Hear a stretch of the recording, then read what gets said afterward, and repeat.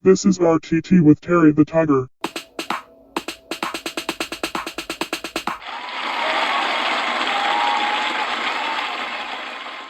Hi, and thank you again for joining me on another episode of Random Talk Time.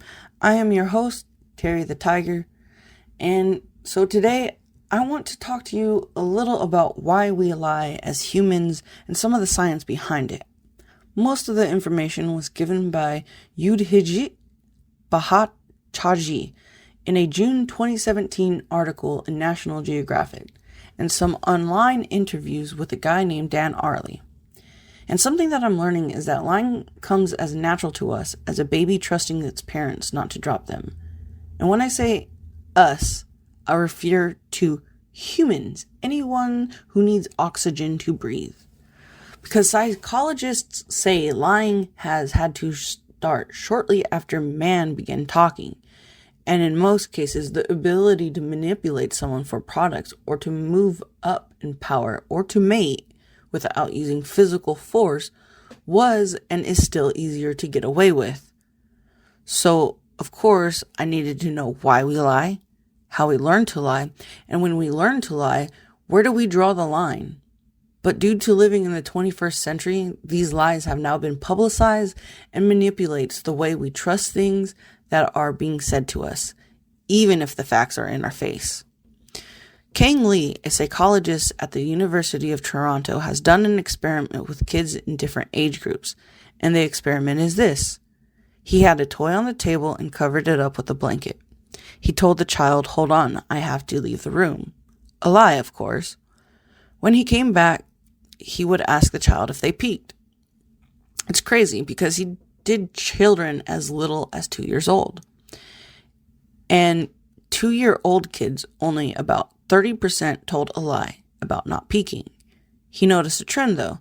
The older the kid got, not only did they lie, but the more sophistication the lie began. 3-year-olds, 50% told a lie. And by 8-year-old, 80% said they did not peek. A 6-year-old girl had told Lee when he came back in the room she has to touch the toy first. She said it was Barney, which it was. Lee asked how she knew it was Barney. She said she could feel that he was purple and it had to be Barney. So what drives this increased lying? Well, they say the ability to lie is better in the child's development and the child's ability to put themselves in someone else's shoes. This is known as theory of the mind. And this is the facility where we acquire the understanding and beliefs, intentions, and knowledge of others. Lee's study showed that 2-year-olds that lied performed better on tests of the theory of the mind and executive function than those who didn't. Even at 16, kids who were proficient liars outperformed poor liars. Although kids with autism, who are known to be delayed in the development of the robust theory of mind, are not good at lying. So Lee's study helps answers how we learn to lie. The theory of the mind is pretty much saying you are a better liar if you get asked something and instead of logically thinking, well, that makes no sense, tell a lie rather than the potential outcome. So you are thinking of someone else's emotions rather than the facts. So what can be too far of a lie then? Well, psychologist Dan Ariely and his colleagues went to different college campuses and gave students math test questions, 20 simple questions. They can answer in 5 minutes, and for every answer given, they get $1. When the students were asked to drop the papers in a shredder, although they weren't really shredded, and say how much they answered, Ariely found that most people lied, and most said they answered 6, when on average only answered about 4. Ariely didn't quite understand why people weren't lying more. After all, it was free money they were getting. With some more experiments and questions asked, his team finds that most people want to be seen as a good person, an honest person. And in our eyes, our word is everything. And without your word, you have nothing. So it goes back to that baby trusting their parents. We as people don't look for lies. So when people are telling us, assume that someone is lying to us, because we don't want to be hearing a lie. We want to be hearing the truth or trust from that person. We trust them. Now, psychologists have not agreed that mental health issues are due to lying, because the fact that someone who is a sophisticated individual but can also be diagnosed with antisocial personality disorder tend to tell more manipulative lies, while a narcissist may tell falsehoods to boost their image. However, a study done in 2005 with different age groups and people alike showed that adults who lied had more fibers in a brain scan by the frontal cortices, suggesting that habitual liars have greater connectivity with their brains. They say that this allows them to think of lies faster. A different study was done at Harvard, and it showed that the more excited someone was to receive something or to win something, the higher likelihood someone is to lie or cheat.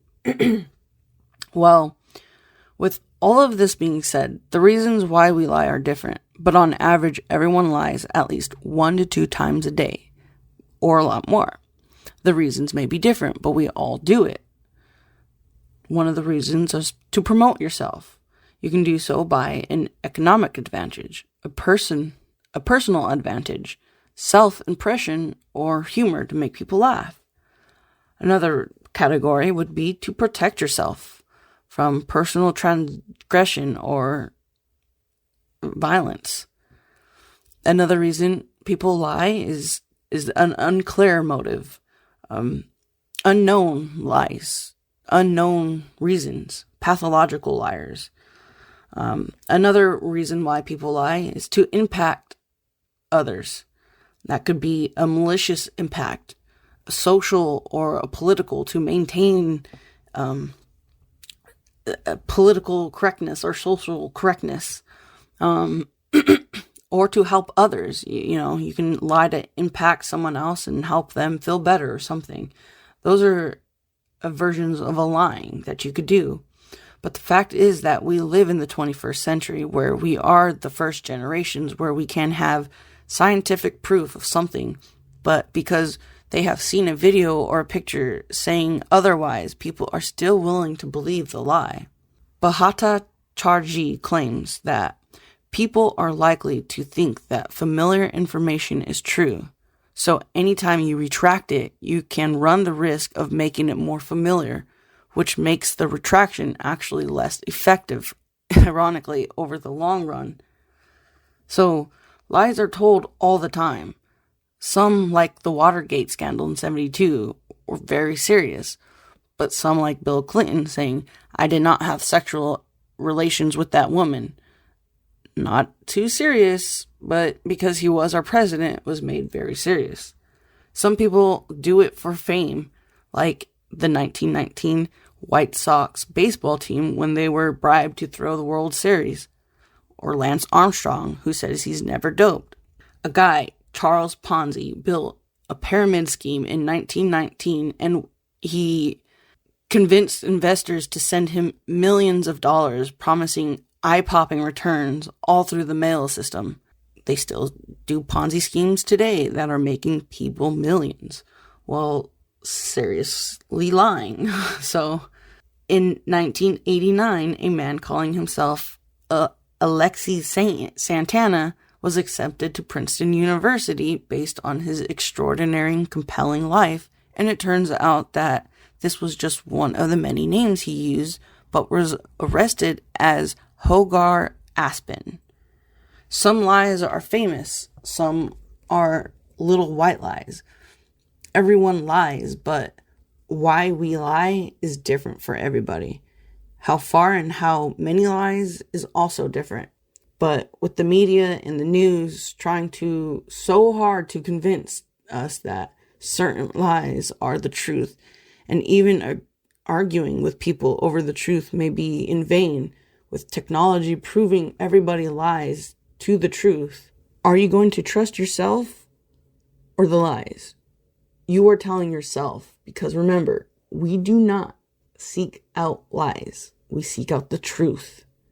So you can be being told a lie, but you have to ask yourself deep down, is this a lie or am I lying to myself? Thank you guys. Like and subscribe.